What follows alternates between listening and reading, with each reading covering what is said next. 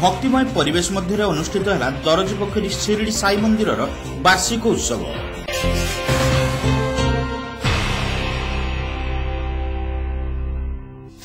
बालेश्वर सहर दरजी पोखरी स्थित शिरडी साई मंदिर नवम वार्षिक प्रतिष्ठा उत्सव एक आध्यात्मिक परिवेश मध्य गुरुवार दिन अनुष्ठित हो जाइछि।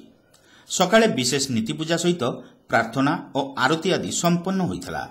पर यज्ञ कर्मकांड अनुष्ठित होइथला।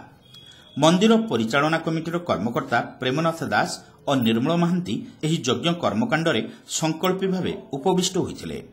सारा दिन में 3 थर आरती सांगकु सामूहिक साईपारायण अनुष्ठित होइथला। संध्यारे यज्ञ पूर्णाहुति संपन्न होइथला। मंदिरर मुख्य पूजक विजय मिश्र तत्वावधान में समस्त कार्य संपादन होइथिबा बेले रत्नाकर दास एथिरे सक्रिय सहयोग करथिले।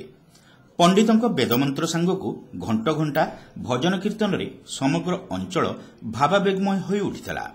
यज्ञ पूर्णाहुति परे आयोजित सामूहिक प्रसाद सेवन कार्यक्रम में दर्जी पोखरी समेत आखपाख अंचल बहु श्रद्धालु जोग देइथिले।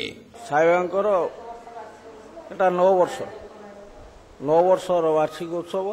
प्रत्येक वर्ष पूजा होम आरती पुष्पांजलि प्रसाद सेवन आरती है भोग है तापर प्रसाद सेवन हो। प्रसाद सेवन पर पुणी आरती हम होम हम राति 7टा बेलू पूर्णाहुति।